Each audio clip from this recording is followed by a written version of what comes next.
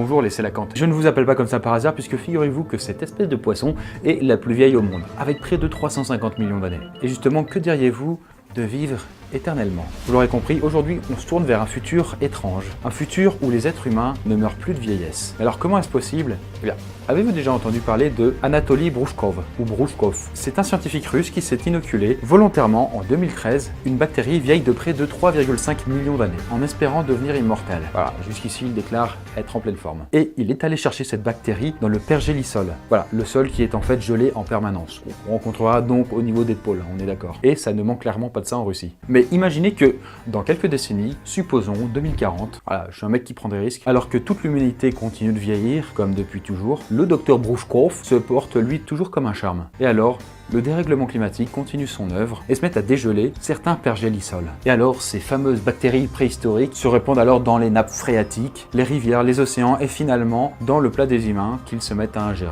Et finalement, tous les êtres humains finissent par l'absorber et par devenir, je ne sais par quelle sorcellerie, immortels. C'est satanique! Et si ce postulat vous semble trop bizarre, eh bien partez sur le vôtre, inventez le vôtre, voilà, faites votre petite cuisine. Hein. Enfin, quand je dis immortels, nous continuerons bien sûr à mourir des assauts des virus, des infections, des accidents et autres joyeusetés. Nous ne sommes pas indestructibles, nous sommes juste insensibles aux effets du vieillissement. Mais à votre avis, quelles seraient les conséquences de cette modification si profonde dans notre organisme et donc dans toute la société? Pensez-vous que ce soit un don du ciel ou au contraire un cadeau empoisonné qui nous conduirait tous à notre perte? Serait-ce un rêve ou un cauchemar? Eh bien, c'est ce que nous allons voir en 360 secondes.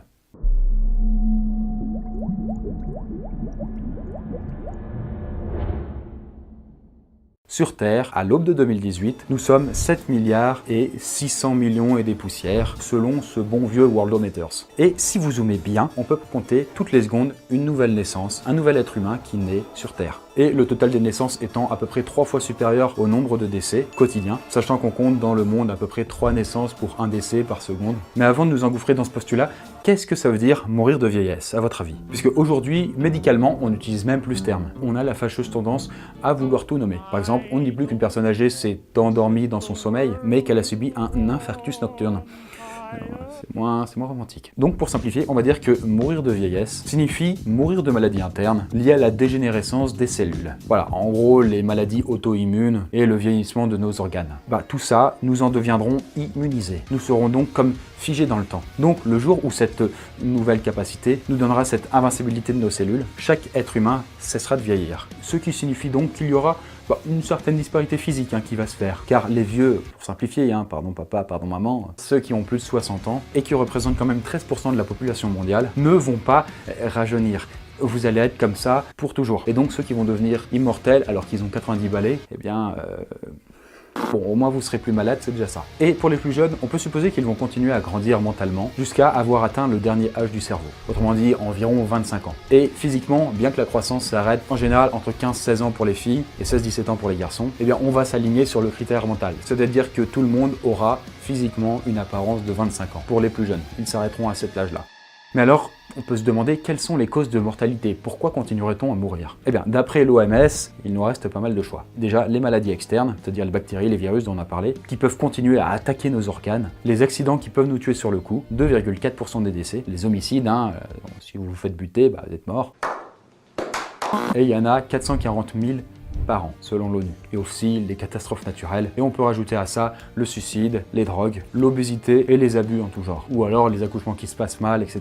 Voilà, mine de rien, on continue pas mal à mourir. Voilà, vous n'êtes pas non plus immortel.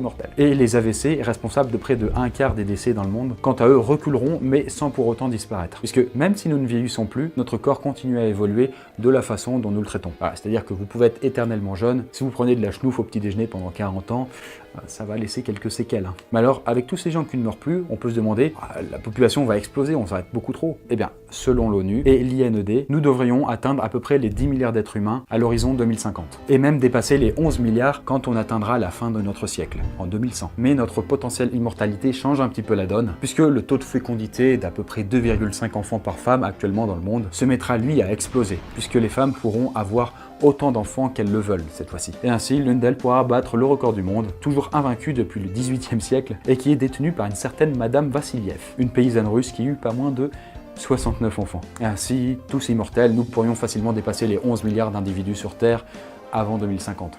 Enfin, l'explosion de la population mondiale est quand même assez spéculatif, car avec une population potentiellement insensible aux affres du temps, les gouvernements risquent fort bien de se mêler de la reproduction de leurs administrés, j'ai envie de dire. Et au même titre que l'État peut encourager les gens à faire des bébés lorsque c'est nécessaire, eh bien au contraire, des mesures pourront être prises quand la population se mettra peut-être à augmenter trop rapidement. Car oui, pour les États, le fait que moins de gens meurent va poser très rapidement de sérieux problèmes, notamment, à tout hasard, le système de retraite qu'il faudra, je vous le cache pas, complètement revoir. Parce que pourquoi s'arrêter de bosser à 65 ans quand on est immortel? Et en même temps, qui aurait envie de bosser comme on le fait pendant 150 ans, 300 ans, 1000 ans?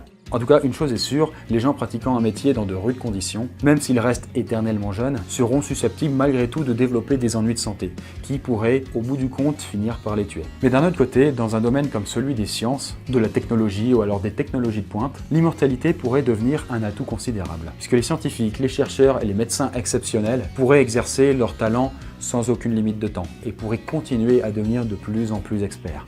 Leurs compétences et leur intelligence ne diminueraient pas avec le temps, mais continueraient toujours à atteindre de plus en plus de sommets. Et les scientifiques ne seraient pas les seuls à pouvoir continuer à œuvrer. Pensez aussi aux musiciens, aux acteurs, aux écrivains et aux philosophes qui pourraient continuer indéfiniment à s'exprimer. Et au quotidien, nous, comment vivrions-nous notre immortalité? Nous pourrions commencer peut-être à penser à un peu plus long terme. Nous pourrions avoir des projets qui s'étalonnent non pas sur quelques années ou quelques décennies, mais sur des siècles ou des millénaires. Notre longévité nous laisserait le temps de vivre de multiples vies, d'exercer plusieurs métiers, de voyager et de connaître le monde, sans être contraint par l'âge ou le temps qui passe.